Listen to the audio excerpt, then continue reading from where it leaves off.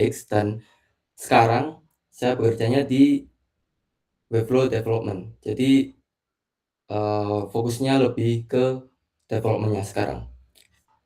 Baik, sebelum kita mulai bridging design and development, saya ingin tahu nih ke teman-teman semua, sebentar ya.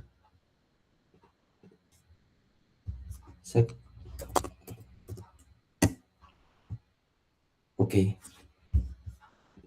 Saya ingin tahu untuk profilnya teman-teman ini, ada di mana sih? Nah, oke, sebentar.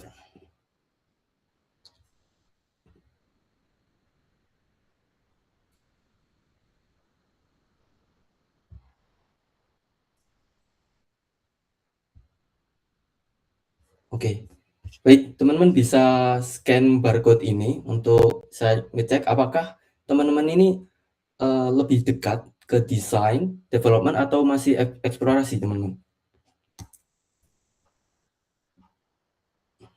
Oke, bisa di-scan dulu.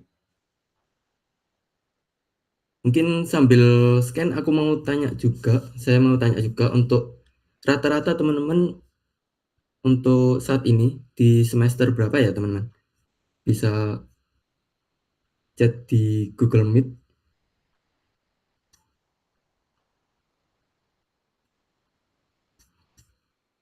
Oke. Oh, ada yang UX design. Good. Oh, semester 2, Revandi. Oke. Oh, masih eksplorasi. Kayaknya masih banyak yang eksplorasi nih ya. Semester 2, semester 4. Oh, masih camaba, bagus ini. Ingin menjadi informatika juga. Oke, ini masih eksplorasi juga. Oke, ini ada 15 responden. Oke, masih eksplorasi kebanyakan.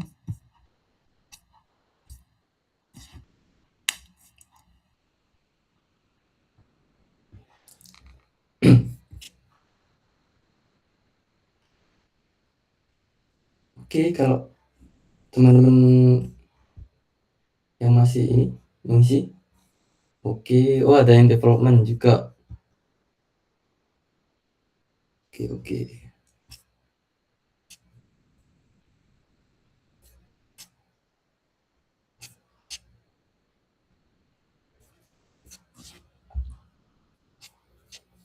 Oke, kebanyakan masih eksplorasi ya teman-teman berarti ya. Masih bingung lah. Oh ini bagusnya yang di desain, development, atau apa ya? Nah, teman-teman pasti khususnya di semester 2 ini kan pasti masih meraba-raba apa yang bagus buat role saya ke depannya. Nah, itu bisa sih. Nah, untuk di kuliah tamu ini cenderung kita akan membahas mengenai design and development dan bagaimana menggabungkan keduanya supaya kita bisa membuat sebuah website yang efektif. Jadi kita akan mempelajari itu bareng-bareng. Oke, ini tinggal 3 teman-teman yang masih belum. Oke.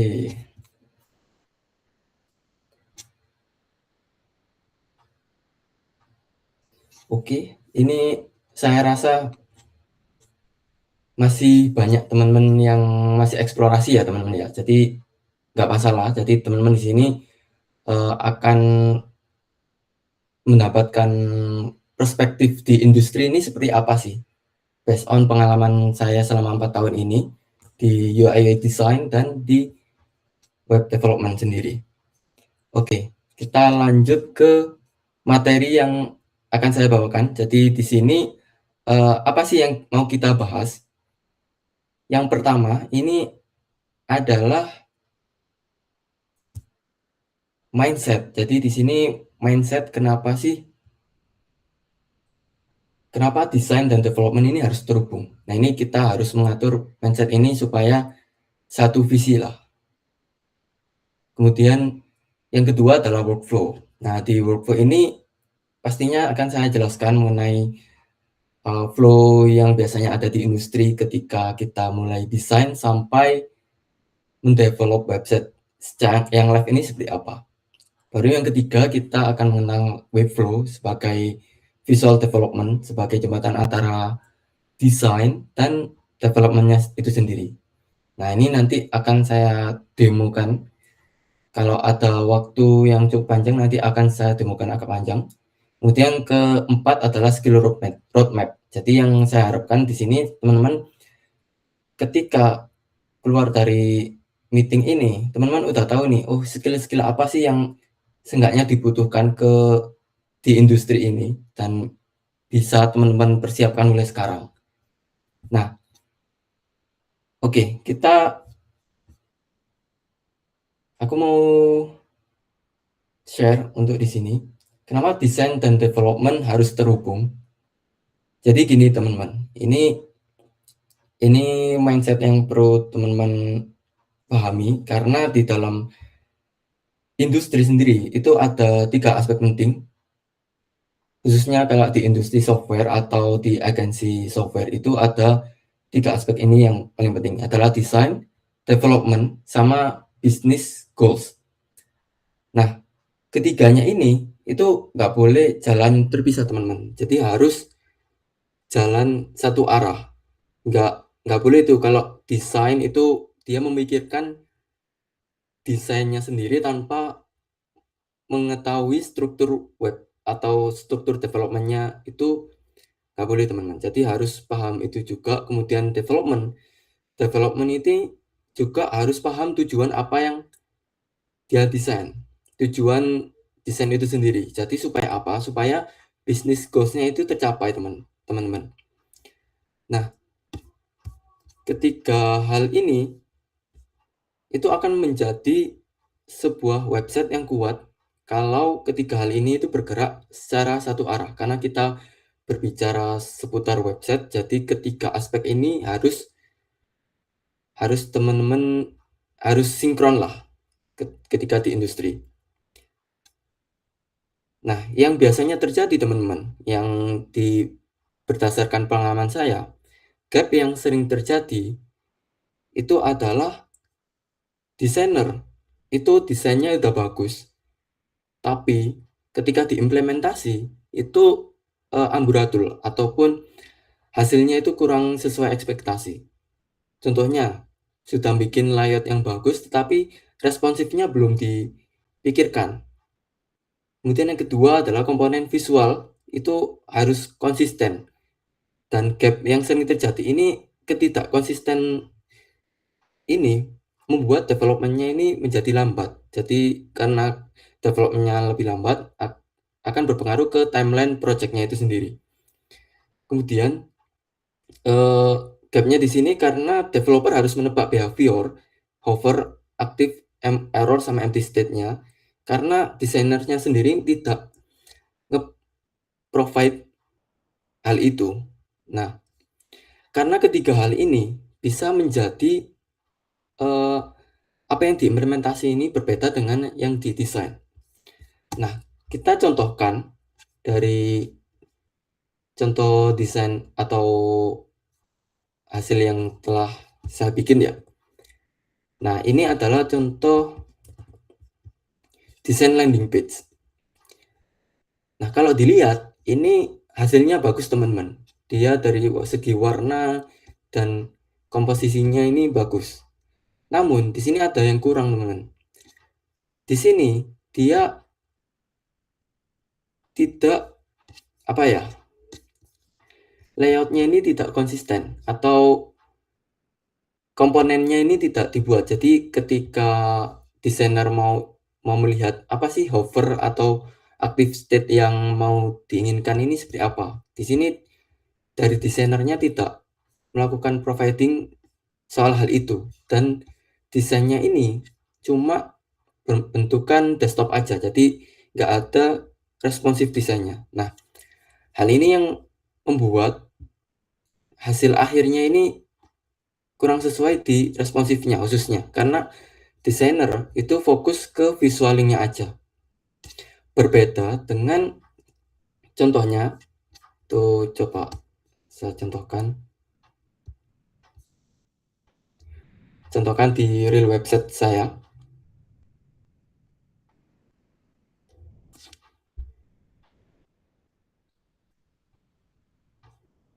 Oke, di sini ini berbeda teman-teman.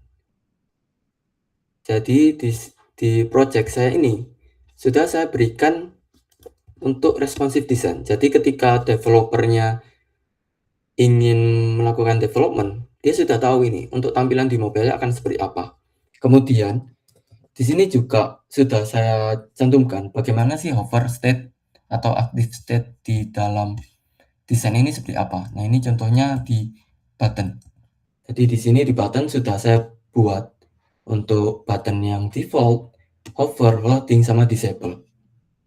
Jadi ini bisa membantu developer dalam implementasi di website. Nah, kita masuk ke sini.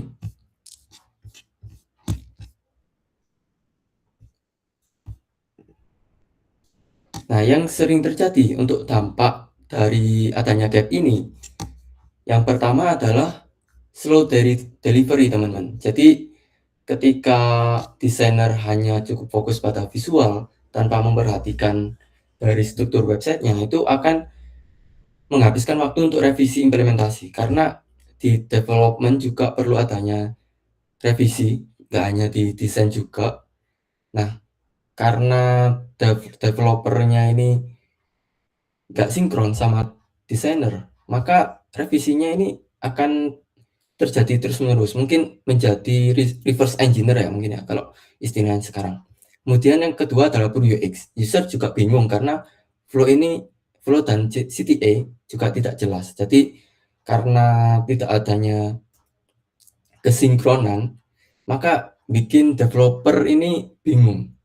Kak Sapi ini developer juga bingung. Ini dulu berdasarkan experience saya, dulu kalau saya desain itu hanya fokus pada visual aja. Jadi nggak fokus pada development. Jadi wah, yang penting desainku jadi. Apa kata developer, ya udah. Jadi itu adalah mindset yang salah, teman-teman. Jadi desainer yang bagus itu desainer yang harus paham struktur website. Apalagi teman-teman di teknik informatika, pastinya sudah mendapatkan mata kuliah web programming ya. Betulkah Mas Fadila? Apakah sudah dapat materi itu? Sudah untuk semester 4.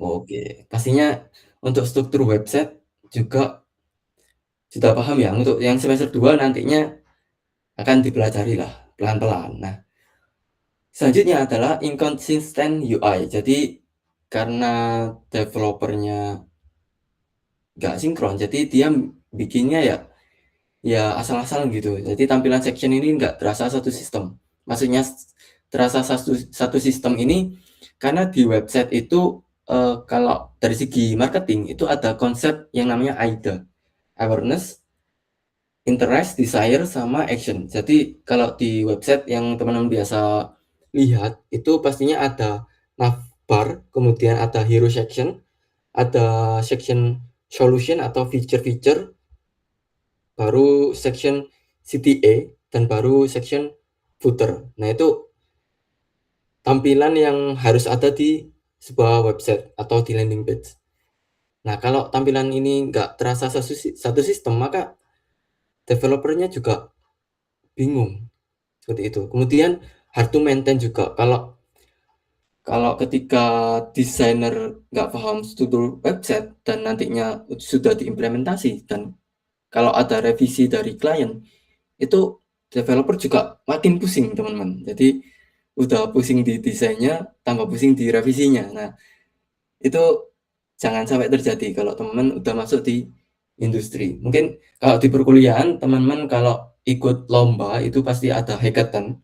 Hackathon itu pasti ada hipster, hacker, sama hustler. Kalau hipster itu bagian ngedesain, untuk hacker bagian development, dan hustler bagian marketing. Nah, ini harus sinkron ketiganya, teman-teman. Oke. Nah, ini sudah saya cantik untuk kasih untuk contoh masalahnya. Nah, ini ada pertanyaan, teman. Bagaimana kalau satu orang itu bisa keduanya? Developer yang paham desain ataupun desainer yang paham akan struktur development, bukan paham soal coding-nya, yang penting paham struktur development. Karena teman-teman ini rata-rata dari informatika, seenggaknya teman-teman ketika ingin menjadi programmer itu harus paham juga soal desain. Karena di industri sekarang, teman-teman, itu berdasarkan pengalaman saya, kebanyakan industri itu butuh yang namanya full stack. Nah, pastinya developer juga harus paham front end, kan juga harus soal tampilan ya, jadi harus paham soal desain juga. Mungkin nggak terlalu dalam soal grafik desainnya, itu nggak masalah, karena untuk grafik desain itu untuk jurusan TKV. Sebaliknya, kalau desainer itu juga harus paham struktur development, jadi biar desainnya itu nggak salah-salah, teman-teman. Nah, ini aset yang langka kan, karena untuk mungkin beberapa tahun nextnya ini bakal dibutuhkan, apalagi untuk di AI ini pastinya ada nilai plus yang bisa teman-teman tambahkan untuk value teman-teman ketika masuk ke industri. Kemudian ketika teman-teman ingin paham desain, teman-teman harus paham yang namanya foundation-nya, teman-teman. Jadi di sini peran UI UX itu penting banget untuk membuat web creation, karena dalam sebuah project UX and development itu harus perlu yang namanya UI dan UX. Kalau teman-teman masih bingung UI itu apa, kalau UI ini gampangannya seperti tampilan visual yang kita bisa interaksi di dalamnya. Sedangkan UX itu persepsi yang kita dapat ketika kita menggunakan sistem tersebut. Apakah kita enjoy, apakah kita frustration, ataukah kita masih bingung. Nah, itu UX-nya. Nah, keduanya ini harus sinkron, UX sama UI. Biar apa? Biar tampilan yang kita berikan kepada user itu memberikan efek atau experience yang bagus ketika menggunakannya. Ini basic untuk human computer interaction. Kalau teman-teman ada mata kuliah itu nanti akan diajarkan. Nah, setelah teman-teman sudah memahami foundation soal UI UX ini, yang perlu teman-teman pahami untuk di website ini, yang pertama adalah setiap website itu punya tujuannya masing-masing atau jenisnya masing-masing. Contohnya, yang pertama adalah landing page. Landing page ini dia fokusnya lebih ke konversi. Nah, untuk mencapai konversi itu, maka yang perlu ada di dalamnya adalah call to action seperti book demo, contact us, atau buying. Karena conversion ini maksudnya adalah seberapa banyak pengunjung itu melakukan action ke websitenya teman-teman. Entah itu mengunjungi website teman-teman atau sampai melakukan action pembelian atau menggunakan service teman-teman yang teman-teman tawarkan. Kemudian yang kedua adalah company profile. Nah, jenis website company profile itu beda sama landing page, karena company profile ini lebih fokus pada trust dan untuk meningkatkan kredibilitas dari perusahaannya. Nah, fungsinya company profile ini misalnya seperti halnya ketika perusahaan ingin mendapatkan investment dari investor.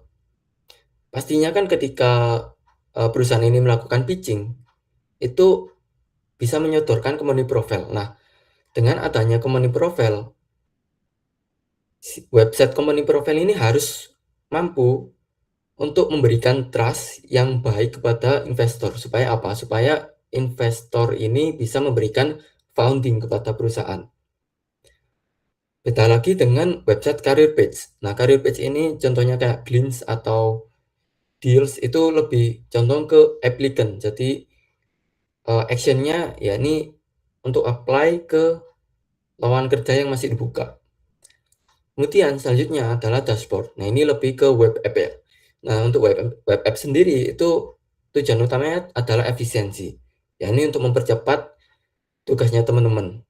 Contohnya kayak ChatGPT. Nah, kan pastinya untuk mahasiswa kan cenderung pakai ChatGPT untuk mengatasi permasalahannya, contohnya ya. Atau curhat soal perkuliahan, wah itu pakai ChatGPT bisa. Nah, itu kan dia mempercepat problemnya teman-teman untuk mendapatkan saran seefisien mungkin. Nah, contohnya seperti itu, sebentar. Selanjutnya, nah ini ada part yang penting karena teman-teman informatika ini biasanya kalau kalau melihat development itu lebih cenderung, oh harus ngoding, pastinya seperti itu. Kalau nggak ngoding, wah bukan informatika. Mungkin kasarnya seperti itu. Nah, padahal kalau development sendiri ada hal-hal yang penting yang tidak hanya dipelajari di coding. Yang pertama adalah clean structure. Jadi ketika teman-teman membuat sebuah website itu struktur HTML-nya itu harus rapi, teman-teman. Mungkin dari tag-nya atau dari class-class-nya itu harus rapi. Kemudian harus reusable CSS and classes. Ini maksudnya class yang teman-teman pakai itu harus bisa digunakan berkali-kali biar tidak memperbanyak class yang tidak digunakan. Kemudian responsive behavior, karena di website ini harus bisa dibuka di berbagai device, itu harus responsif, teman-teman. Kemudian aspek yang paling penting adalah SEO, performance and accessibility. Mungkin ini hal yang nggak dipelajari di perkuliahan, tapi teman-teman bisa mempelajarinya sendiri karena SEO, performance accessibility ini paling penting di industri, khususnya kalau di agensi software house ya. Karena ketika membuat sebuah website itu nggak asal jadi aja, tapi bagaimana website ini berfungsi selayaknya sebuah website. Nah, karena berfungsi selayaknya website itu pasti perlu adanya SEO, performance sama accessibility. SEO ini gampangannya ketika teman-teman ngetik di Google, itu website teman-teman itu ada yang di atas sendiri. Nah, itu bagaimana caranya website yang teman-teman pakai itu ada di keyword yang paling atas sendiri di Google. Nah, itu SEO berfungsi di situ. Performance itu maksudnya websitenya teman-teman itu harus loadingnya cepat. Jadi ketika dibuka itu nggak ada loading yang nunggu lama. Kemudian accessibility ini dari segi tampilannya, segi hierarki atau kontrasnya itu harus bagus supaya apa yang kita baca di website ini lebih mudah dan cepat, teman-teman. Kemudian yang terakhir adalah maintainability. Itu setelah semuanya udah selesai, yakni aspek yang paling penting adalah maintenance. Jadi website itu harus di maintenance yang lebih mudah supaya website itu bisa bertahan jangka panjang. Nggak hanya jangka pendek aja. Ketika website itu cuma bisa jangka pendek, berarti website itu harus diperbarui terus-menerus, dan itu pasti membutuhkan cost yang lebih banyak. Kemudian, nah karena development bukan hanya sekedar coding, nah ini ada visual development yang sering saya pakai, yakni adalah Webflow, teman-teman. Jadi Webflow ini bisa membantu desainer untuk berpikir selayaknya seperti developer, dan developer juga bisa melihat desain secara visual. Nah, ini sebuah tools development, tapi Webflow ini bukan hanya sekedar tools, dia ini low code development. Jadi karena di industri sekarang itu ada yang namanya custom code. Custom code itu adalah website yang dibuat full dengan coding. Kemudian yang kedua adalah low code. Low code ini dia sedikit coding dan lebih banyak untuk drag and drop dari elemennya. Sama no code. No code ini dia full nggak ada ngoding, cuma dia bikin drag and drop aja seperti layaknya desain dan dia jadi website. Nah, itu ada 3. Nah, di balik visual editor di Webflow ini, kita harus tetap berpikir selayaknya seperti front end. Karena kalau strukturnya salah, mungkin desain yang terlihat baik itu mungkin rusak ketika responsif, teman-teman. Jadi, ketika teman-teman menggunakan Webflow ini harus tetap membutuhkan yang namanya front end knowledge atau struktur website knowledge-nya, karena butuh yang namanya planning, class naming, component thinking, sama testing. Nah, ini mungkin istilah-istilah yang masih baru ya untuk teman-teman di semester 2 atau semester 4 ya. Nah, intinya membangun website itu nggak harus coding. Mungkin kalau di perkuliahan itu pasti ditekankan untuk basicnya itu harus ngoding. Itu paling penting deh. Nah, setelah itu ketika teman-teman ingin membuka sebuah project sendiri ataupun Webflow sendiri, itu bisa menggunakan low code development seperti Webflow ini. Jadi untuk mempercepat waktu teman-teman untuk development. Nah, sekarang kita masuk ke bagaimana sih membuat proses desain dari desain ke development ini lebih cepat. Nah, itu ada beberapa tahapan, teman-teman, berdasarkan experience saya di industri. Itu yang pertama, workflow yang saya jalani itu pastinya kita mendapatkan brief project-nya terlebih dahulu. Kemudian kita breakdown menjadi goals dari project-nya seperti apa. Kemudian kita bisa memikirkan information architecture-nya seperti apa. Baru kita melakukan designing ke Figma, building menggunakan Webflow. Setelah itu websitenya bisa publish. Nah, step pertama. Nah, ketika teman-teman udah mulai melakukan project ya, ini gambaran ketika di industri.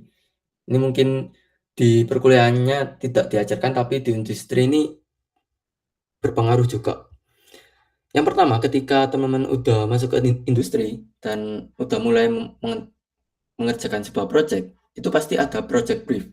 Nah, di project brief ini kasarannya kayak tugas dari dosen lah. Nah, tugas dari dosen untuk membuat sesuatu. Nah, ini pastinya ada yang namanya project overview, project goals, target audience, dan lain sebagainya. Nah, ini masing-masing project brief ini pasti berbeda-beda. Ada yang klien yang mungkin meminta menggunakan chat aja, atau saya minta didesain website ini. Nah, ini tapi project briefnya dia tidak ngejelasin secara detail. Nah, tugas kita yakni kita nge-breakdown ke klien, yakni kita mempertanyakan kepada klien website ini dibuat untuk siapa. Yang pertama, kemudian masalah apa yang ingin diselesaikan. Nah, ini mungkin di klien sendiri kita tanyakan, ini kamu ingin membuat apa sih? Apa yang ingin kamu capai?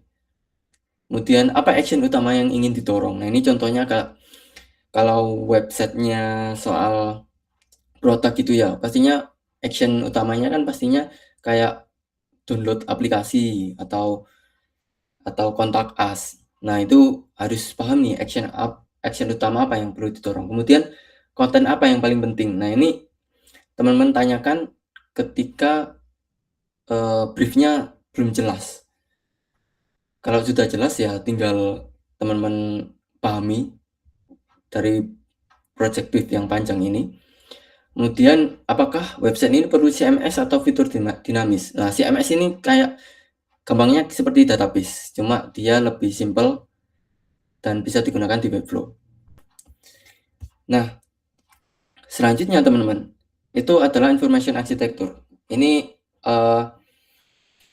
bukan hanya kayak sitemap aja, tapi untuk landing page ini kayak seperti urutan section dari atas sampai bawah ini seperti apa. Nah, ini information architecture ini membantu kita untuk menentukan urutan dari pesan yang ingin kita sampaikan ke user ini seperti apa, dan untuk menarik perhatian user, menjelaskan value yang kita berikan, dan membangun trust, dan yang akhir pastinya call to action.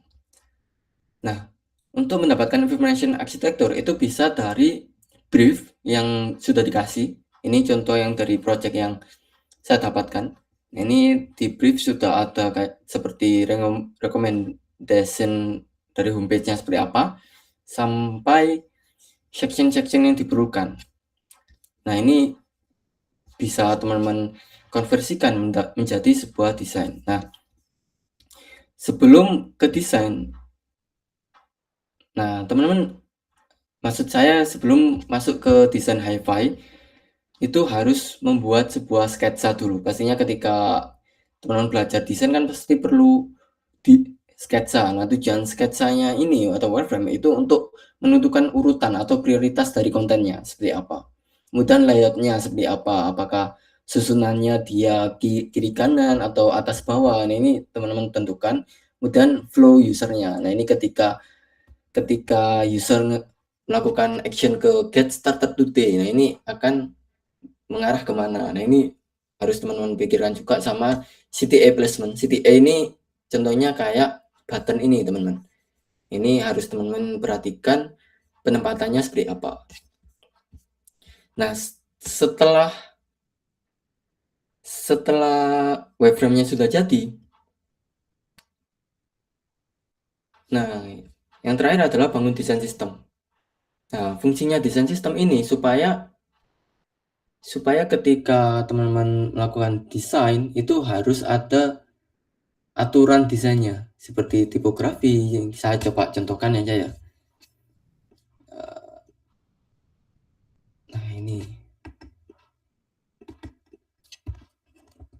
Nah, ini untuk project design yang saya kerjakan. Jadi di sini harus ada colors atau semantic color.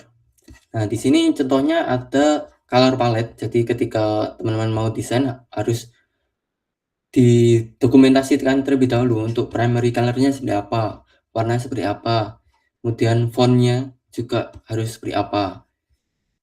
Nah, ini teman-teman bisa lihat di websitenya Tailwind, juga Tailwind CSS atau Bootstrap juga kayaknya sebenarnya ada. Kemudian harus token color. Token ini lebih ke apa ya? Tokenizing seperti nama dari warnanya ini sendiri, kayak aksen primary, hover, kemudian secondary. Nah, ini harus teman-teman define-kan. Selanjutnya itu pastinya adalah brandnya. Brandnya juga harus ada. Kemudian komponen ini lebih ke button, jadi ini bisa dipakai secara terus-menerus dan sudah ada aturannya. Ketika development mau implementasi, dia bakal paham, oh ini nanti hovernya akan seperti ini, loadingnya akan bentuknya seperti ini, dan disable-nya akan atau overlay seperti ini. Kemudian ada part-part yang lain seperti kayak komponen icon, navbar, dropdown, sama section. Nah, dengan begitu desain yang teman-teman gunakan ini akan lebih terarah dan akan sesuai ketika ingin di development. Nah, seperti itu. Kita masuk ke yang lain. Oke. Selanjutnya, ini aku mau buka Webflow terlebih dahulu. Nah, selanjutnya adalah built-in Webflow. Nah, di Webflow sendiri ini harus ada beberapa part yang teman-teman pahami. Mungkin ini cukup untuk teman-teman tahu aja ya. Nanti untuk demonya ini pasti lebih simpel kok. Nah, ini pastinya setup variable, kemudian setup global class. Untuk setup variable ini kayak seperti yang didesain ini, itu kan pasti ada warna-warnanya. Nah, itu teman-teman harus define-kan juga di Webflow. Kemudian global class ini kayak sistem class yang bisa teman-teman pakai. Kemudian bisa build section by section. Untuk yang tahapan ini mungkin bisa tambahkan kayak seperti database, animation, ataupun responsive. Nah, ini nanti akan saya demokan juga, jadi biar nggak hanya based on teori, tapi kita akan belajar untuk gambaran kasarnya ketika desain ke development ini seberapa. Nah, selanjutnya adalah ketika websitenya sudah jadi ya 100% ya, kita harus ngetes nih, websitenya apakah dia baik atau enggak. Nah, ini kita testing. Yang perlu kita testing ini bisa responsif, kemudian browsernya ini apakah dia bekerja di Chrome, Safari, atau di Chrome yang di browser yang lain apakah berfungsi, kemudian linknya ini kayak navigasinya apakah sudah berfungsi, kemudian formnya juga apakah dia bisa mengirim formnya lebih baik, kemudian speednya, performance, SEO, sama accessibility. Nah, ini contoh gambaran website yang telah saya bikin ya. Ini website yang kita bikin seperti ini. Kemudian kita bisa cek. Nah, contohnya kalau website yang lain yang saya bikin, contohnya ini ya. Ini kita pakai Webflow juga, tapi belum saya tes untuk speednya. Kita coba. Nah, kita cukup pakai pagespeed.web.dev ini untuk ngecek website yang kita bikin. Ini otomatis dia ngerun analisisnya seperti apa. Nah, selanjutnya adalah demo. Nah, ini waktunya cukup panjang. Ini kayaknya akan saya panjangan juga untuk demonya. Kalau teman-teman ada yang ingin sambil bertanya juga boleh nih. Kalau misal jawabannya agak panjang ya nanti kita masuk ke Q&A. Nah, ini untuk Shipwise. Nah, ini dia cukup bagus untuk desktopnya. Cuma di SEO-nya dia kurang. Ini perlu diimprove.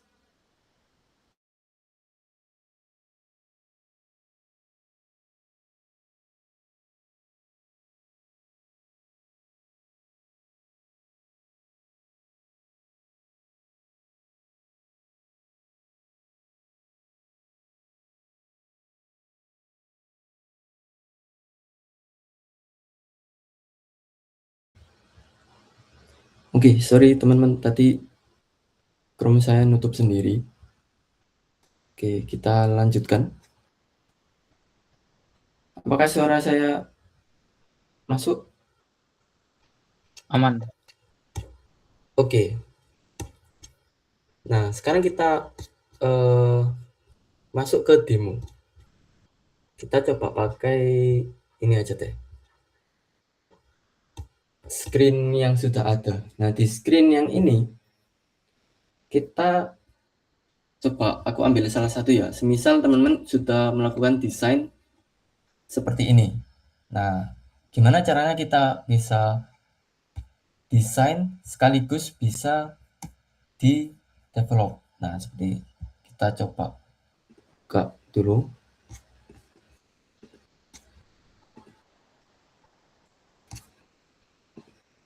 Oke, sebentar. Saya akan share lagi.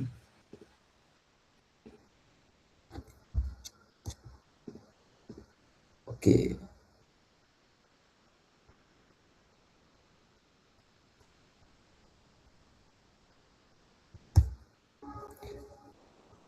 Nah, pastikan yang pertama yang perlu teman-teman ada di dalam desain itu pastinya layoutnya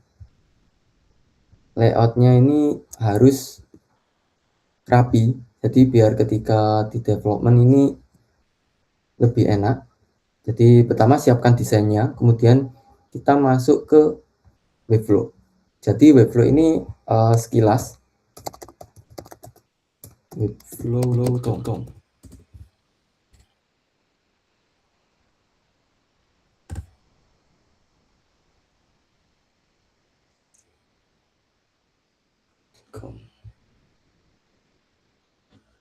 Nah, ini tampilan untuk landing page-nya dari Webflow. Teman-teman bisa coba cek. Jadi di sini ada banyak sekali fitur-fitur yang teman-teman bisa bikin, ya ini kayak build together, jadi bisa kolaborasi antar tim. kemudian bisa menggunakan AI-nya juga.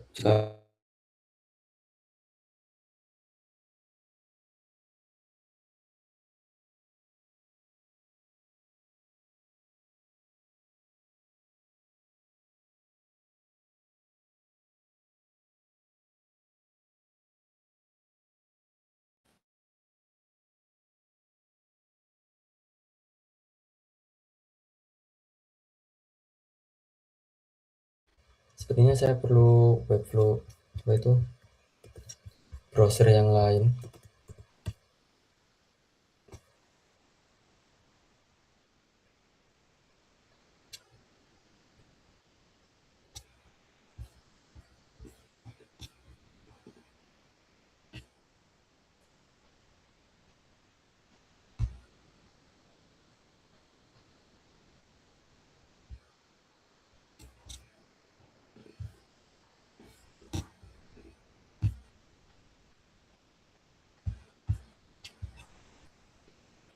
Oke.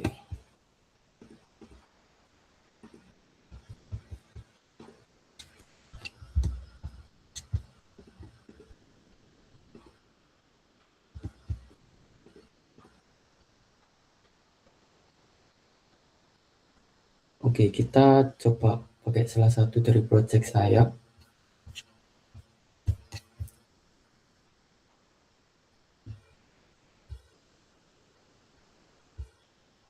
Oke, jadi ini tampilan dari Webflow teman-teman. Jadi saya jelaskan singkat untuk tampilan Webflow ini, dia ada tampilan panel. Jadi navigator ini seperti layaknya kayak di codingan. Jadi ada body dan section sama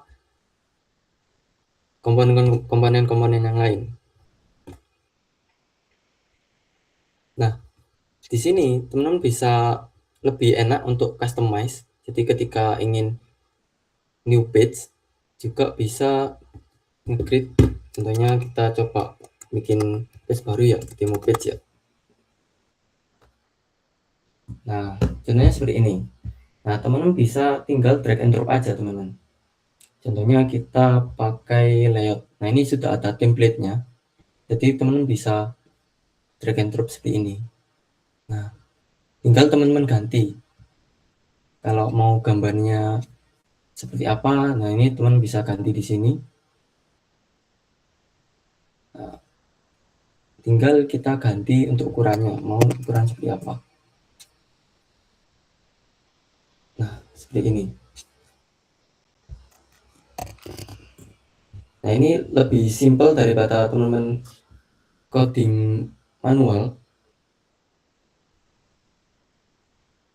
Nah, selanjutnya untuk flow yang tadi kan sudah saya jelaskan bagaimana cara kita accelerating dari design to webflow. Nah, ini kita kalau teman-teman masih awam menggunakan Figma ini dia platform untuk desainer UI membuat sebuah interface website, aplikasi ataupun dashboard. Nah, teman-teman bisa membuat tampilan websitenya seperti ini.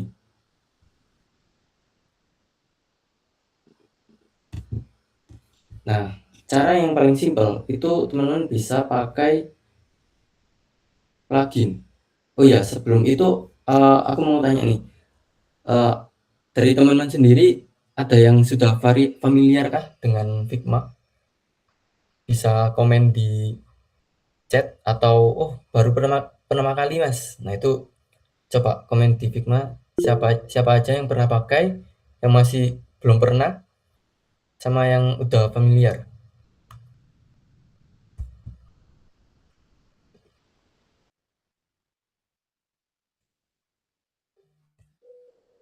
Oke, Revandi ini udah pernah.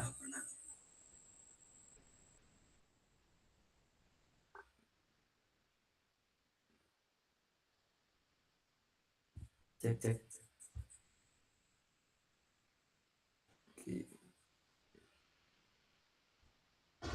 Cek cek cek cek cek cek.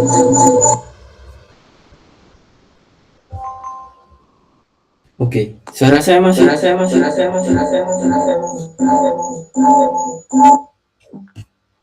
Oke. Oke, Primandana, Andika sudah pernah nyoba, bagus.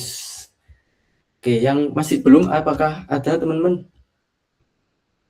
Masih, oh ini saya baru tahu Figma.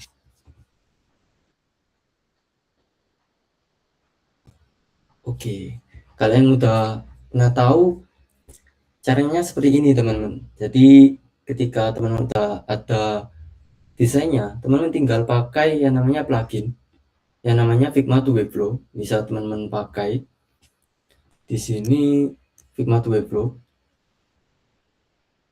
Nah ini lebih cepat daripada kita ngebuat manual di Webflow. Jadi kita bisa ngekonversi dari desain yang kita bikin itu menjadi website real.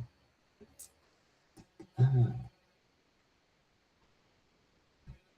kita coba sign out dulu. Nah kita harus connect. Sebentar, kita harus connect ke sini.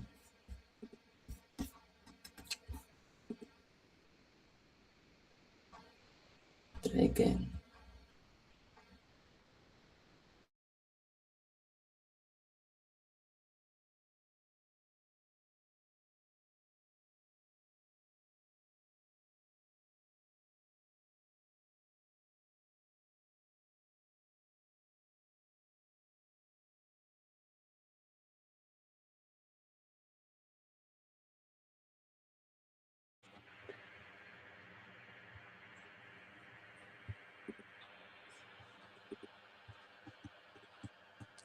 Cek.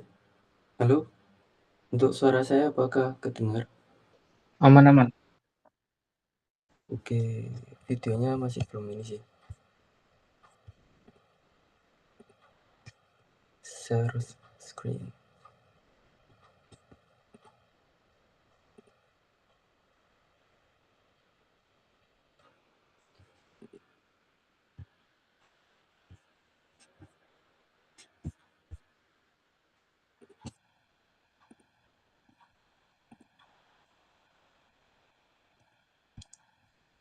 Oke, sebentar ya teman-teman ya.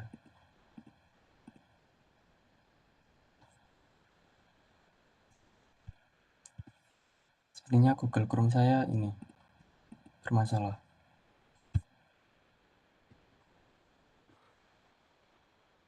Coba saya share screen lagi.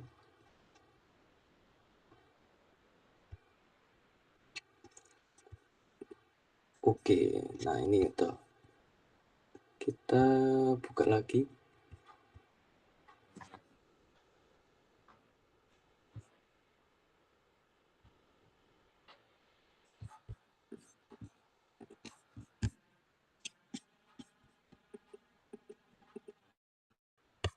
Nah, kita bisa konekkan terlebih dahulu.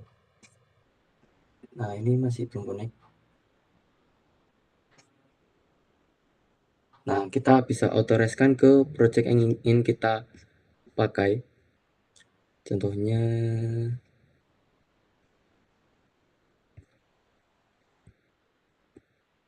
project ini. Nah, oke. Nah, setelah sudah terkonek, nah, kita bisa menggunakan website ini atau plugin ini ke dalam website builder yang kita inginkan. Nah, contohnya seperti ini. Nah, kita tinggal continue ini dari section yang sudah kita bikin. Nah, kita getting details. Nah, kita bisa pilih dia section ataukah dia div. Nah, baru kita bisa copy.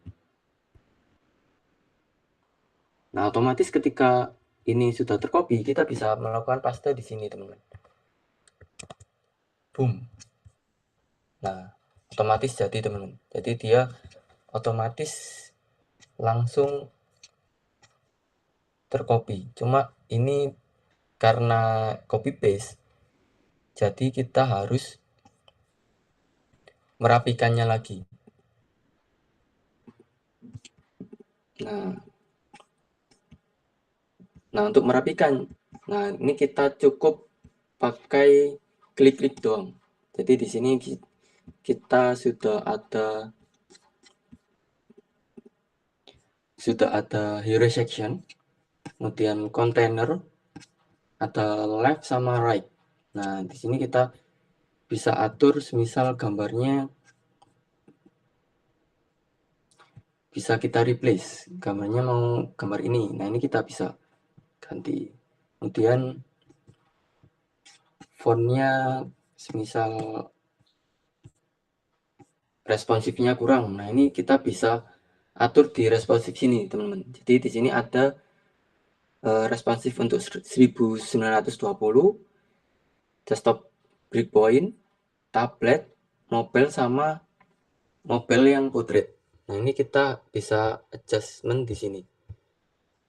Nah, kita bisa adjustment semisal kita directionnya ini mau seperti apa. Nah, ini kan kita pakai panel yang sebelah kanan. Nah, panel sebelah kanan ini dia seperti apa ya? Seperti settingan di Figma. Cuma dia modelnya lebih ke structure website. Nah, contohnya seperti Flex Shield. Nah, ini kalau di codingan ini seperti ini, ada grow sizingnya seperti apa sama shrink, kemudian layout. Nah, di layout kalau di CSS juga ada yang namanya block, flex, grid sama inline flex, inline grid. Nah, ini teman-teman kalau sudah mendapatkan mata kuliah website itu pasti sudah paham. Untuk flex ini ada yang flex vertikal sama horizontal, sama ada yang seperti ini, warp down, warp up, sama single column dan lain sebagainya.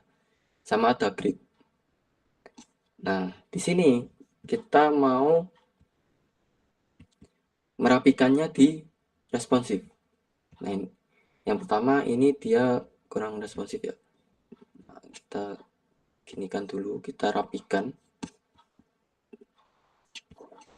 Kita sesuaikan dengan ini, teman-teman.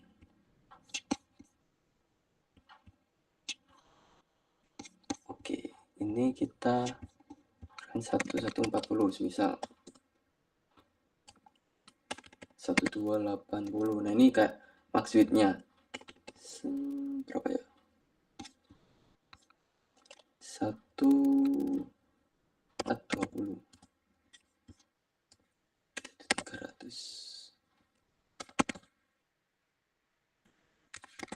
Nah, contohnya seperti ini. Nah, ini biar bisa lebih rapi. Nah, ini kan kayak masih belum rapi nih.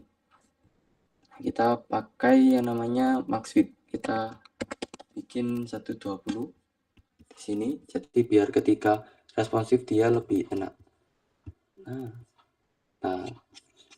kita bisa memindahkan untuk kontainer ini menjadi tengah. Itu caranya kita bisa bikin auto marginnya. Nah, kalau di codingan kan kita harus ngeset CSS bikin auto. Kalau di sini kita cukup klik aja, teman-teman. Nah, seperti ini. Oke, nah selanjutnya kita bisa bikin untuk responsifnya. Nah, ini responsifnya kita bisa atur marginnya seperti apa. Nah, ini contohnya cuma ganti marginnya di sini aja. Nah, ini juga bisa kita atur marginnya. Oke, ini marginnya. Oh iya ya, 240. Nah, seperti ini, teman-teman. Nah, ini kita bisa mengubah dari flex vertikal ke flex horizontal itu cuma klik aja. Nah, ini seperti ini. Nah, gapnya kita bisa menambahkan. Gap ini kayak jarak antara komponen left sama right itu kita bisa pakai di sini. Nah,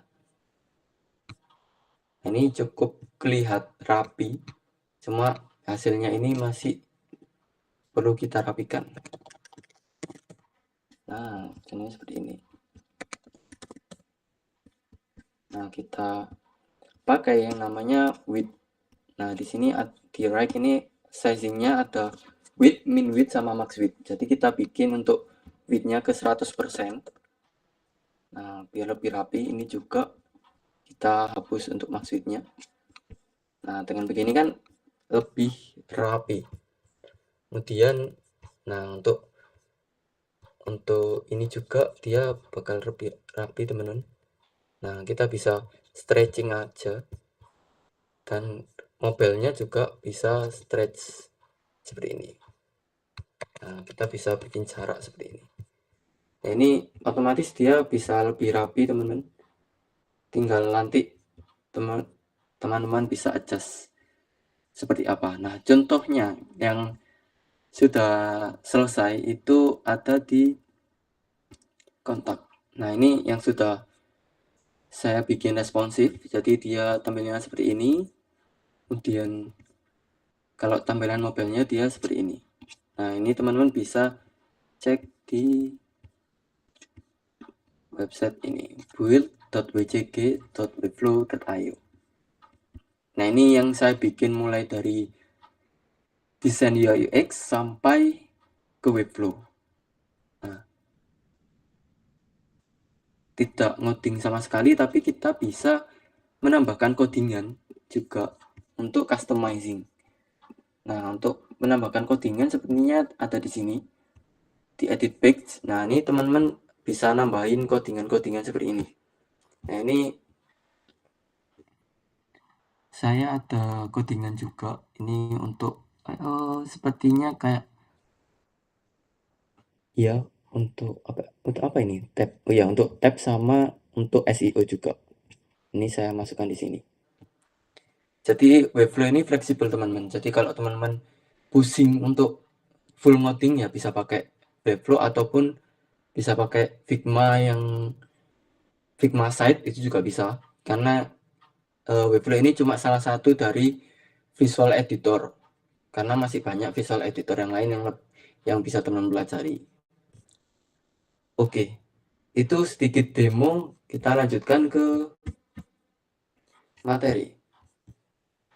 Nah, ini tambahan materi dari saya, yakni gimana sih AI ini bisa masuk ke workflow. Nah, karena di workflow sebelumnya itu kita nggak bahas soal AI, karena nanti kalau saya bahas AI lebih dalam nanti bakal 4 SKS sebenarnya atau 3 SKS, tambah lama. Nah, ini jadi cukup satu slide aja untuk tambahan ya, bumbu pemanis. Jadi AI ini masuk di workflow ini ada 5 tahapan, teman-teman. Jadi yang pertama itu saya menggunakan AI seperti ChatGPT ataupun Claude itu di fase research. Nah, bentuknya seperti apa? Bentuknya kita dari file brief client itu kita masukkan ke ChatGPT dan suruh ChatGPT untuk nge-breakdown dari briefnya itu. Setelah itu baru ke tahap ideation. Nah, di tahap ideation ini gampangnya kita kayak yang saya biasanya pakai itu untuk generate dari user flow sama struktur halaman, itu saya pakai AI. Nah, AI-nya ini dia beda, teman. Kalau AI di sini kita pakai yang namanya Relum. Nah, Relum ini dia bisa bikin website juga dengan AI. Ini juga bisa, tapi dia terbatas karena dia ada yang berbayar, sama kalau gratis itu dia cukup 1 page. Nah, tapi di sini yang sering saya pakai itu menggunakan untuk sitemap-nya, atau untuk ideasi sampai ke wireframe. Nah, ini bisa teman-teman gunakan. Nah, ini contohnya seperti ini. Dia bikin sitemap cuma based on AI. Kemudian wireframe cuma based on AI seperti ini. Dia bikin se-efisien mungkin. Nah, ini untuk style guide-nya. Dia juga bisa. Kemudian untuk tahap ketiga adalah UX writing. UX writing ini dari wireframe itu pasti kita butuh yang namanya konten. Seperti headline, CTA, empty state, atau error state. Nah, itu yang biasanya saya gunakan ini pakai ChatGPT atau Claude. Nah, itu paling powerful untuk generate untuk konten. Selanjutnya untuk tahap 4 ini untuk UI exploration kayak mood board, style, direction, layout itu kita bisa pakai Figma Agent. Nah, ini yang terbaru ya dari Figma ya. Namanya Figma Agent. Nah, ini dia bisa bikin desain cuma based on komen aja. Mana ya? Figma Design Agent. Nah, caranya seperti ini. Ini nggak ada videonya.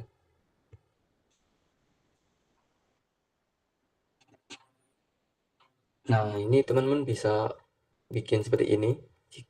Seperti kayak replace atau bikin varian, creating custom ini bisa pakai Figma Agent, tapi sayangnya Figma Agent ini untuk yang premium. Tapi untuk yang biasanya pakai itu saya pakai Figma Education, teman-teman. Jadi kalau teman-teman punya email education, itu daftarkan ke Figma, jadi biar nanti teman bisa dapat fitur AI-nya. Nah, ini bisa rewrite, replace konten, ataupun generate gambar. Kayak generate gambar lebih simple itu bisa, teman. Remove background, expand, itu bisa. Nah, itu di tahapan UI exploration. Kemudian yang selanjutnya adalah Webflow. Nah, di Webflow ini kita bisa generate apapun, kayak generate database, custom content, SEO, komponen builder, itu kita bisa. Contohnya kita mau ubah teksnya ini menjadi lebih profesional. Nah, ini kita bisa ada AI-nya. Nah, ini kita minta dia more profesional. Nah, ini otomatis dia generating copywriting-nya lebih cepat. Nah, seperti ini. Kalau terlalu panjang ya make shorter. Nah, seperti ini. Terus di komponen kita juga bisa create with AI. Nah, di sini kita bisa nge-create apa komponen menggunakan AI. Nah, ini kita bisa klik aja, nanti otomatis dia akan membuatkan komponen yang ingin kita buat. Selain itu, Webflow juga bisa generate site kayaknya. Site dengan AI. Nah, kita bisa bikin AI site builder. Nah, ini kayaknya file saya udah terbatas, jadi masih belum bisa pakai. Udah cukup 10. Jadi bisa seperti itu, teman-teman. Kemudian selanjutnya, karena AI ini bisa di segala hal, mungkin bisa membantu di development. Nah, itu pastinya teman-teman harus mempelajari AI ini, teman-teman. Karena AI itu selain bisa bikin desain, untuk sekarang ini bisa membantu develop website menjadi lebih cepat. Nah, ini contoh yang saya generate pakai cloud ya. Itu ada di ini, teman. Oh nggak bisa. Belum saya publish. Nah, ini yang hasil yang saya pakai menggunakan Webflow. Nah, Webflow bisa bikin seperti ini, teman-teman. Bisa bikin website portfolio yang bisa teman-teman pakai untuk ya mungkin kayak nge-pitching ke klien atau yang lain. Nah, ini Webflow bisa se-powerful ini. Oke. Yang terakhir, ini karena udah jam 11. Yang terakhir adalah roadmap-nya buat teman-teman. Jadi karena pembahasannya ini mungkin cukup agak berat ya dari teman-teman ya. Nah, yang perlu teman-teman pelajari ketika setelah perkuliahan ini berakhir, yang pertama adalah pelajari foundation-nya. Ya, ini kayak UX fundamentalnya seperti apa, bisa pelajari HTML, CSS, JavaScript basic aja nggak apa. Itu untuk foundation-nya teman-teman. Nah, setelah foundation-nya udah terbentuk ya, itu baru teman-teman bisa nge-build sendiri, bisa menggunakan Figma, Webflow, dan bisa memperhatikan CMS sama responsive design. Nah, ini untuk CMS masih nanti dulu nggak apa lah. Nah, setelah build-nya teman-teman udah jago nih, nah teman-teman bisa tingkatkan kualitasnya ke SEO, accessibility, performance, sama QA. Nah, setelah quality-nya menurut teman-teman udah bagus, itu bisa teman-teman growth-kan. Mungkin bisa tambahkan AI workflow-nya seperti apa, kemudian berlatih client communication, sama membuat portofolio. Karena portofolio itu penting teman-teman. Apalagi kalau di industri sekarang kan kebanyakan dari teman-teman saya di informatika, selain dia menjadi dosen seperti Pak Fadila ini, teman-teman saya juga ada yang kerjanya remote, teman-teman. Jadi dia based on project, entah dari luar negeri atau dari dalam negeri. Nah, ini mau nggak mau pastinya harus ada portofolio atau project yang teman-teman buat. Nah, biasanya kalau saya di perkuliahan, itu untuk portofolio itu saya nggak buat dari project di perkuliahan, tapi saya bikin sendiri based on study case yang saya bikin sendiri, dan saya bikin portofolionya sendiri. Karena di perkuliahan ini cukup untuk membantu kita di foundationnya aja, tapi untuk growth-nya dan sebagainya, seenggaknya bisa teman-teman pelajari, entah ngikut di kuliah tamu seperti ini, ataupun di bootcamp, ataupun di pelatihan yang lain. Jadi untuk memperkaya skill teman-teman di perkuliahan. Jadi biar teman-teman di industri itu masuk. Nah, ada satu pesan yang akan saya sampaikan, ini cukup untuk sekarang yang teman-teman di semester 4 atau di semester 2, itu adalah mulai. Karena di dunia informatika ini itu banyak sekali role-role-nya, mungkin dari kayak data visualization, kemudian UI UX, web development, kemudian web programming, dan lain sebagainya. Kalau teman-teman nggak mulai dari sekarang untuk mungkin mengasah skill atau membuat portofolio, itu teman-teman akan ketinggalan sama orang atau teman kalian sendiri nih yang udah mulai jalan. Nah, itu jangan sampai seperti itu, karena untuk sekarang ini perkembangan teknologi ini cukup pesat, teman-teman. AI aja itu sekarang ini sudah bisa meretas sebuah website. Contohnya kayak Cloud Mythos sama Cloudflare yang sekarang ini mungkin sudah disuspend, karena AI sekarang sudah bisa meretas itu. Jadi meretas sistem itu juga bisa. Nah, itu kan perkembangan yang cukup pesat. Kalau teman-teman nggak mulai-mulai, itu akan ketinggalan sama teman-teman yang sudah mulai. Nah, mungkin seperti itu aja untuk penyampaian saya pada siang hari ini. Saya kembalikan ke moderator. Oke, terima kasih Mas Zaim. Wah, ini materi yang sangat menarik ya, dan sangat kompleks juga ya. Bahkan ada demo juga tadi, ada praktisnya juga. Mungkin dari teman-teman yang hadir ada yang ingin bertanya, bisa raise hand.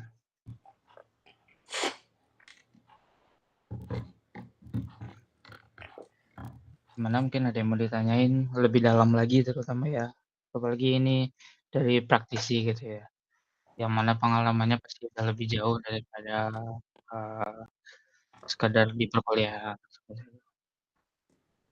Monggo, jika ada yang mau bertanya.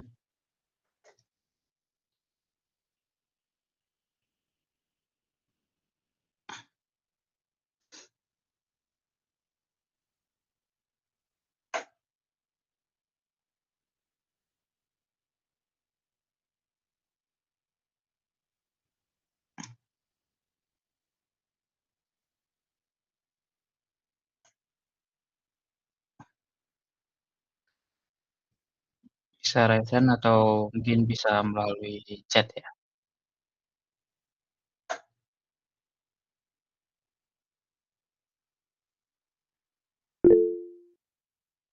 Nah ini Mbak MC kita mungkin mau bertanya, monggo Mbak.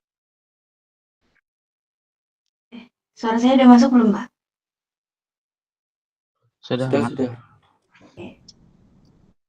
Bentar, pertanyaannya tadi hilang.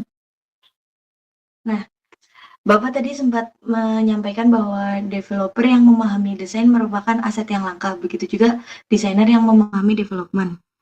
Menurut Bapak, apakah di masa depan industri akan lebih banyak mencari profesional dengan kemampuan spesialis yang mendalam, atau justru individu yang mampu menjembatani kedua bidang tersebut? Bagaimana mahasiswa dapat mempersiapkan diri menghadapi kebutuhan tersebut? Gitu, Pak. Oke, ini pertanyaan yang menarik. Karena ini based on pengalaman ya.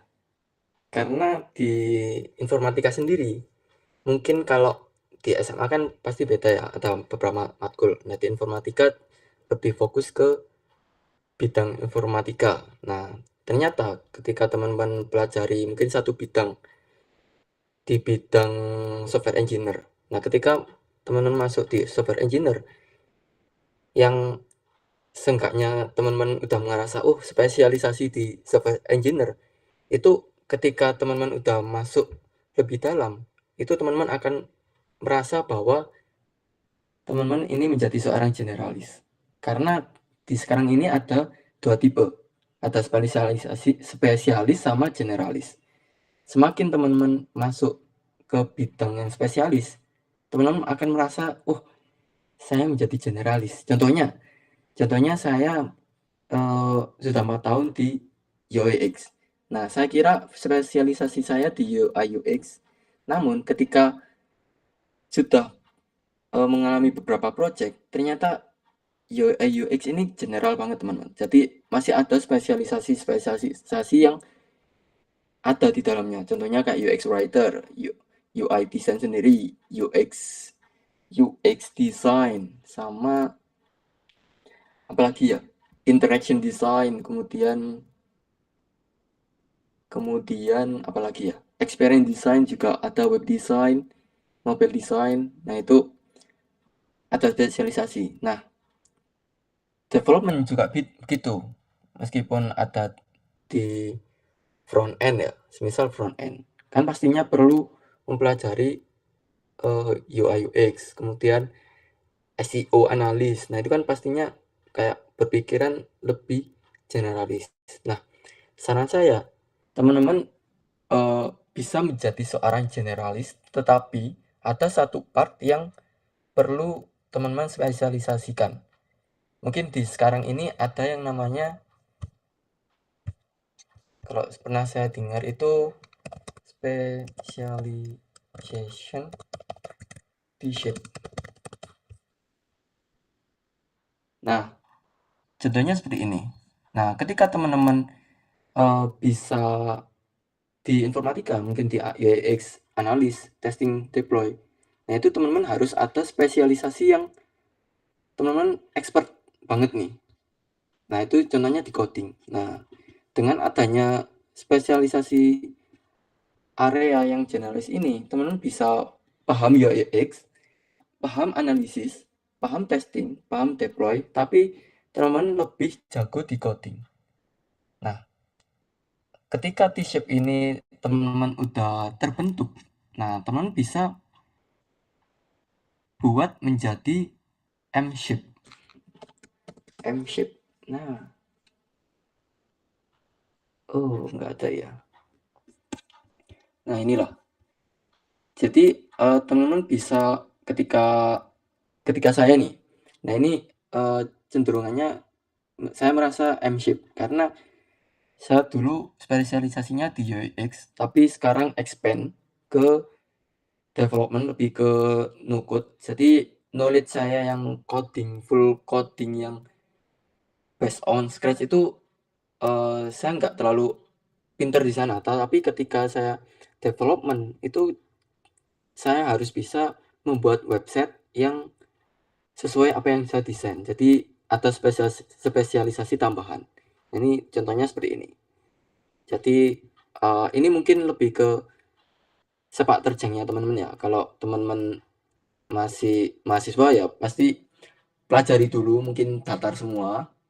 Kalau baru semester 4 atau ke atas itu mungkin bisa spesifikkan. Jadi nanti ketika sudah spesifik, nanti teman-teman lebih mudah nih nanti kalau mau daftar kerja di industri itu teman-teman bisa ada spesialisasi yang teman-teman tonjolkan. Oh, saya spesialisasi di website. Nah, ini saya cocok lamar kerja di sini. Nah, itu bisa. Nah, mungkin jawaban saya seperti itu. Apakah sudah jelas? Sudah jelas Bapak, terima kasih. Oke, bagus-bagus.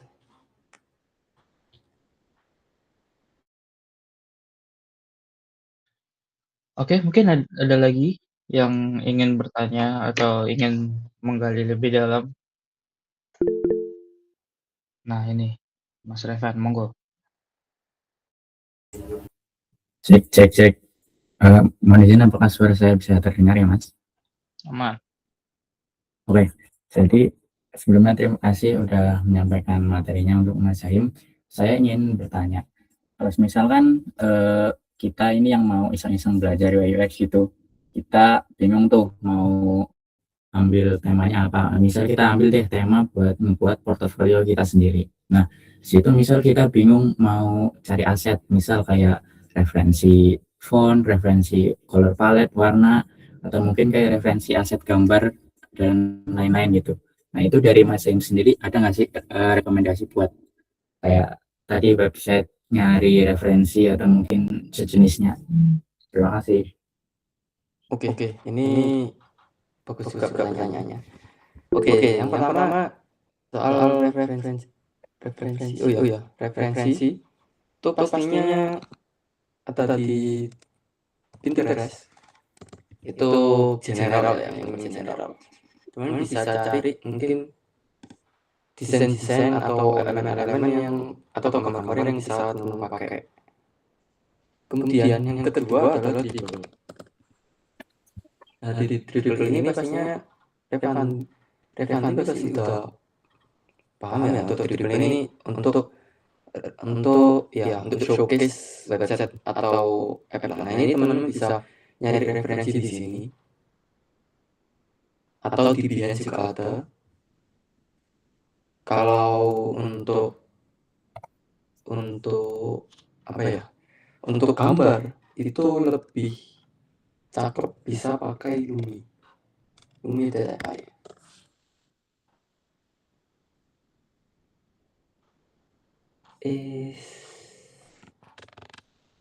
Lumi.ai.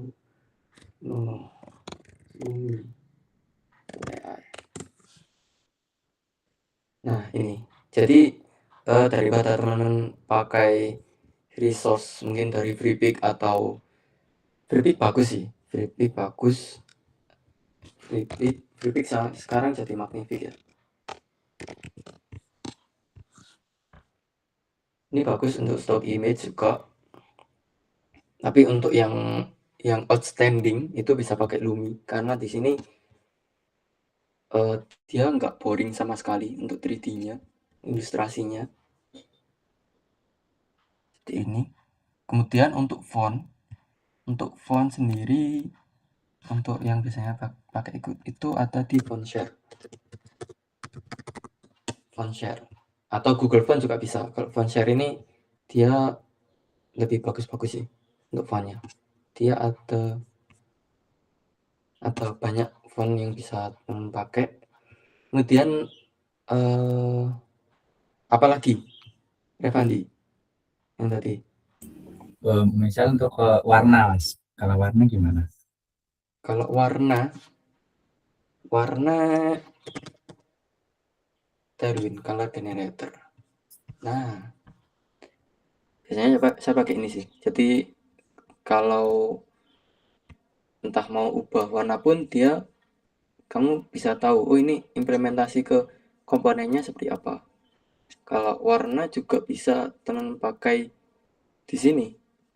dari ini contohnya kalau saya sendiri di style guide ya, saya di mood board itu ada ini ada existing website ini kayak web yang mau kita redesign, kemudian referensi desain, kemudian style konsepnya ini mungkin dari warnanya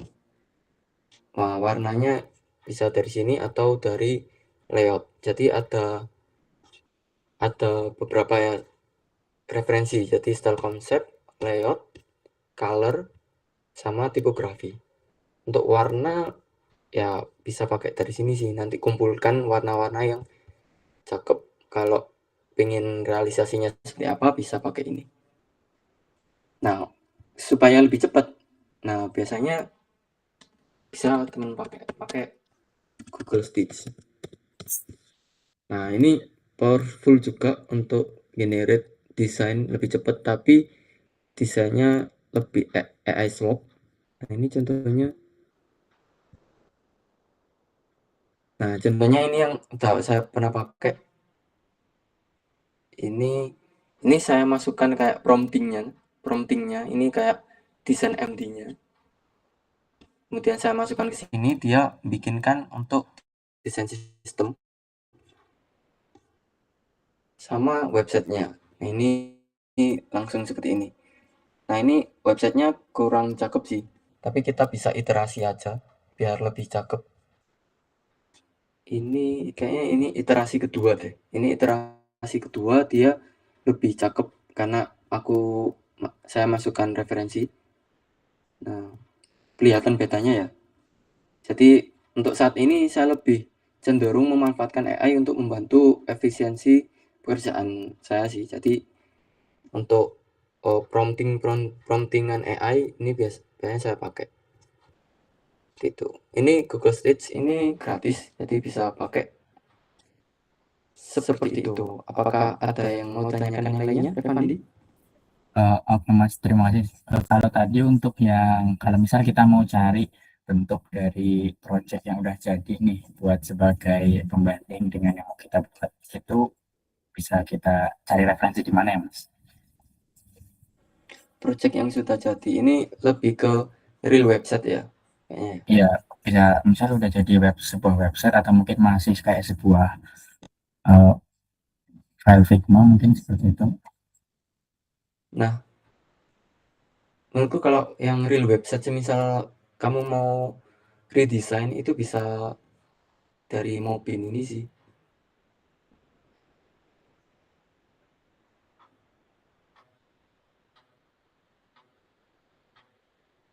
Nah, di Mobin ini semisal kamu mau case-nya mau redesign. Nah, ini kamu bisa cek dari real website-nya.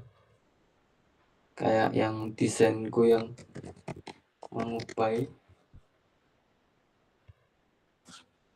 Oh, gak ada. Nah, ini bisa nih untuk jadi referensi. Dia soalnya sudah ada per section-nya. Camcu. Ini yang dari Indonesia, yang gratis ini. Kalau Mobin dia berbayar sih. Nah, ini untuk real app atau ini lebih ke real app sih. Kalau nggak salah. Jadi teman-teman bisa ngecek di sini. Jadi kalau ada bikin staticase yang baru nih, nah ini teman-teman kamu bisa pakai ini buat ngecek untuk structure yang common untuk user itu seperti apa. Tuh. Apakah seperti itu atau ada yang lain? Cukup sih Mas, terima kasih banyak untuk itu. Tadi ada banyak banget ini sudah aku catat referensi yang bisa aku pakai sendiri buat belajar. Terima kasih Mas. Mungkin nanti kalau boleh nanti aku bisa hubungin buat tanya mengenai apa yang udah aku buat juga Mas, buat kayak kritik lah seperti itu dari Mas Saim kalau misal ada waktu. Boleh. Terima kasih Mas. Boleh. Nanti hubungin lewat IG gak apa sih? Oke Mas. Oke, mungkin ada lagi yang ingin bertanya? Mungkin kira-kira satu lagi lah ya. Oke, Nadifa, silakan.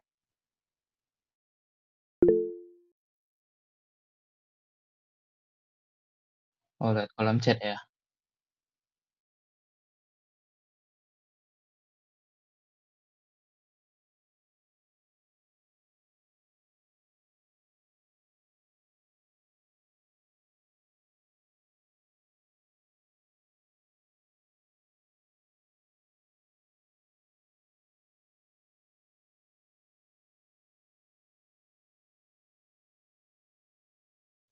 Di-unmute dulu Mas Aim.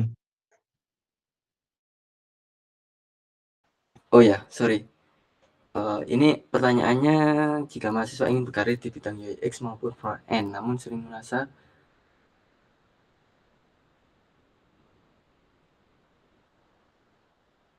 Oke, kita langsung bikin seperti ini aja ya. Ini untuk roadmap 1 tahun yang based on biasanya saya gunakan. Itu pastinya di semester, kalau saya based on perkuliahan ya, di semester 2 ini saya mulai masuk memahami apa itu UX. Kalau teman-teman semester 4 baru mulai, ya nggak apa. Jadi bisa paham UX. Mungkin teman-teman kalau semester 2 masih ini ya, masih tidak kebayang, itu mungkin sepertinya bisa kebayangnya ketika mendapatkan mata kuliah. Nah, kalau di perkuliahan itu, kalau di UX sama front end itu yang pertama pastinya memahami apa itu UX. Kemudian tas yang selanjutnya itu adalah, kalau ini ya, kalau di UI UX ya, yang kedua itu adalah belajar duplicate design. Nah, ini di duplicate design ini bisa teman-teman pelajari. Kalau saya di kantor saya sebelumnya itu pernah handle 9 anak internship, itu selama 6 bulan itu harus bisa UX, dan di bulan pertama itu pastinya saya suruh untuk self learning. Nah, ini self learning itu ini kayak saya ada guidebooknya sendiri untuk belajarnya. Jadi masuk memahami apa itu UX, baru saya kasih task untuk duplicate design. Nah, fungsinya duplicate design itu untuk mengasah base design dan konsistensi. Nah, baru setelah itu masuk ke redesign website atau app atau dashboard, terserah. Nah, fungsinya biar menguji apakah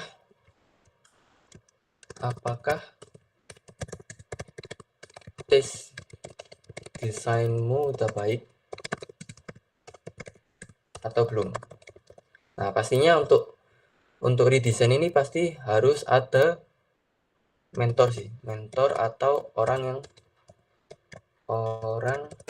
yang mengkritik, mungkin dari temanmu sendiri atau dari dosen, mungkin dari dosen website. Nah, itu bisa kasih, atau ada opsi yang lain, yakni minta AI buat kritik desain. Nah, mungkin ada nih kalau adik kelasku ya yang masih kuliah, itu dia malu kalau mau bertanya ke dosen atau ke senior. Jadi dia mintanya ke AI buat kritik desain. Nah, nanti AI-nya ini nanti bakal memberikan kritik dan saran lah. Nah, setelah redesign baru teman-teman bisa masuk ke real case. Nah, contohnya real case-nya seperti apa? Nah, Real case-nya mungkin bisa berupa fiktif atau kalau mau secara bisnis itu ada 2 ya, kalau kalau aku ideku kayak gini sih. Kalau yang buat belajar ya mungkin cari website real dan, eee, dan mungkin audit atau review ya. Review kurangnya seperti apa, kurangnya di apa. Nah, ini website atau app. Nah, itu sama sih. Jadi lihat semisal website pemerintah contohnya. Nah, ini halamannya kurang bagus. Nah, ini coba kamu kamu perbaiki dan itu bisa jadi portofolio. Yang kedua, teman-teman bisa menambahkan aspek bisnis. Contohnya, nah kalau sekarang kan kebanyakan coffee shop ya, dan coffee shop ini nggak kurang, mungkin ada beberapa yang nggak punya website. Nah ini teman-teman cek misal case-nya coffee shop. Nah ini teman-teman bisa ngecek apakah dia punya website. Nah kalau nggak punya atau entah itu dia sudah punya, itu bisa teman-teman cek dan review apakah websitenya ini ada yang kurang, ataukah kalau semisal masih belum website bisa teman-teman pakai atau bikinkan dan nanti teman-teman bisa nge-pitching ke coffee shop. Nah itu ya untung-untungan teman-teman bisa dapat uang lah dari situ, kecil-kecilan. Nah untuk ketika kalau teman-teman jago UX sih, UX tapi nggak jago di AI, nggak jago di front end. Nah ini teman-teman bisa pakai AI untuk generate website atau menggunakan Webflow. Nah pastikan kalau generatan AI kan pasti dia masih kurang ya. Nah itu fungsinya teman-teman redesign. Nah ini biar hasil AI-nya teman-teman memiliki tes desain yang baik. Nah seperti itu. Nah baru teman-teman kalau mau lebih expand lagi bisa di yang lainnya sih. Mungkin selebihnya seperti itu. Kalau front end pastinya roadmap-nya ya harus memahami yang namanya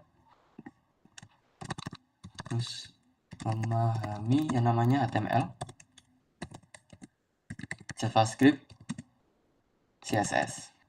Nah baru teman-teman bisa, kayaknya untuk memahami dan belajarnya ini bisa agak panjang, nanti teman-teman bisa langsung mengaplikasinya kalau udah bagus itu di ini sih, duplicate design juga. Tapi duplicate desainnya ini langsung di front end-nya, langsung di coding-nya. Itu bisa. Atau bisa langsung, kalau langsung kayaknya nggak mungkin sih. Jadi bisa seperti ini. Nah ini roadmap yang bisa saya sarankan kalau teman-teman mau berkecimpung di dunia web development. Mungkin ada yang mau ditanyakan dari Nadiva? Oke, good. Nah, bisa di screenshot ini nggak apa.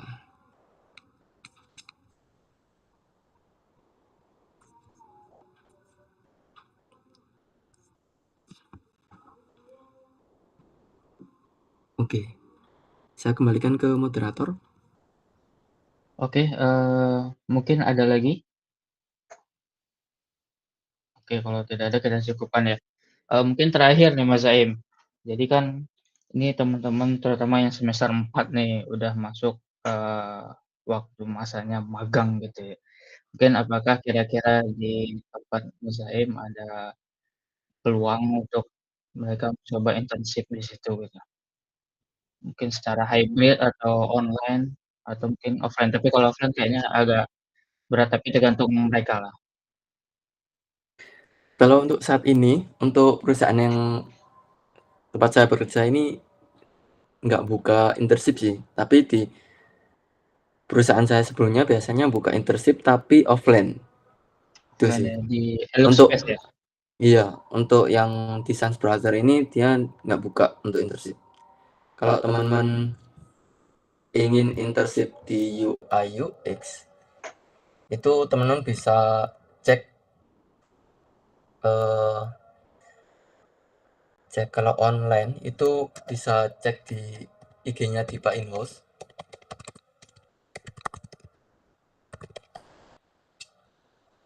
Nah, biasanya Dipa ini dia bikin ini sih kayak internship kayak gini, paid internship. Jadi internshipnya paid selama 3 bulan, biasanya online remote.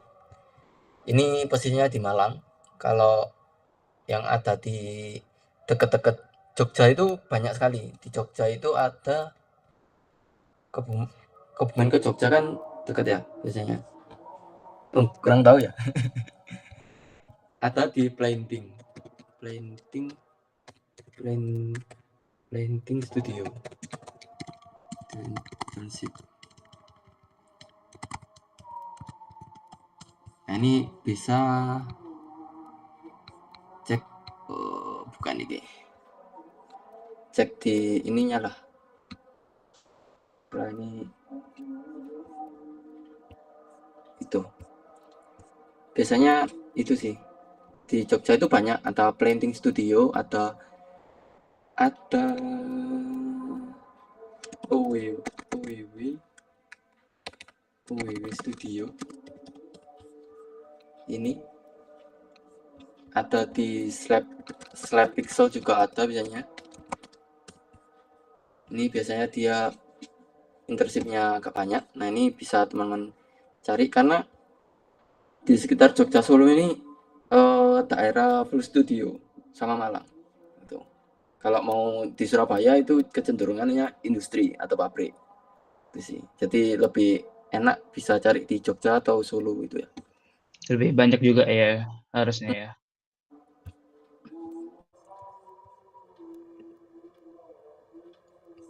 Oke, jadi gitu teman-teman. Paling kalau misalnya ada yang berminat nyoba apa namanya internship di bidang UI UX atau Webflow itu bisa coba searching ya, searching kalau misalkan ya kalau bisa remote yang jauh, tapi kalau misalnya dekat sekitar Solo Jogja itu bisalah coba eee, yang offline gitu ya. Oke, mungkin itu, terima kasih banyak sebelumnya Mas Zaim atas kesempatannya untuk memberi materi pada kuliah kamu kali ini, semoga kita bisa ketemu lagi lah nanti ya, mungkin di kesempatan lainnya, apakah di kuliah kamu lainnya atau gimana gitu ya. Nah, mungkin itu saya cukupkan saja, selanjutnya mungkin kita bisa foto bersama yang dipandu oleh MC nantinya. Sama jangan lupa untuk yang mau ngeklaim sertifikat itu bisa isi form yang di chat ya. Oke mungkin itu terima kasih saya tutup, saya kembalikan ke MC. Baik Bapak, terima kasih. Buat teman-teman boleh minta tolong buat on cam sebentar buat ngambil gambar.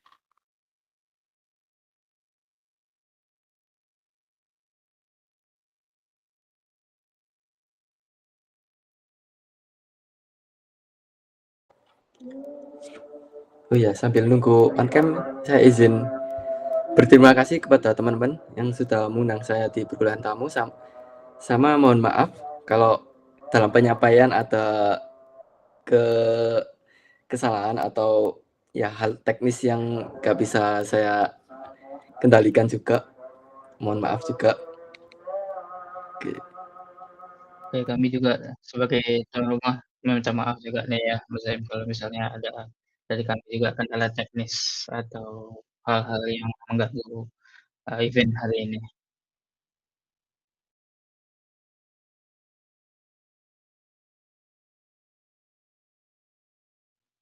Oke MC.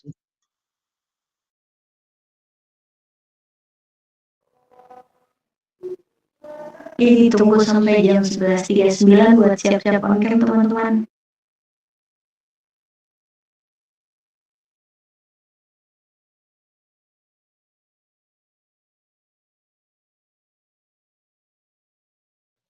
Oh ya, sambil nunggu on cam juga mungkin saya mewakili program studi ya, selamat datang juga untuk teman-teman yang mahasiswa baru ya, calon mahasiswa baru, tapi udah mulai mau mengikuti program-program event-event dari prodi ya. Selamat datang dan semoga selamat berjuang di prodi Informatika FSDK Kebumen. Monggo MC. Oke, udah 11.39. Saya hitung, oke, siap? Revan siap? Siap, 1, 2, 3. Oke. 3 kali ya. Ada request gaya nggak, Pak? Bebas. Bebas. Oke, bebas ya. Siap, 1, 2, 3.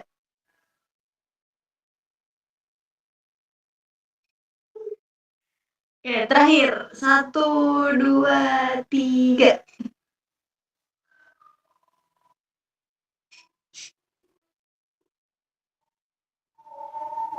Oke. Mana tadi?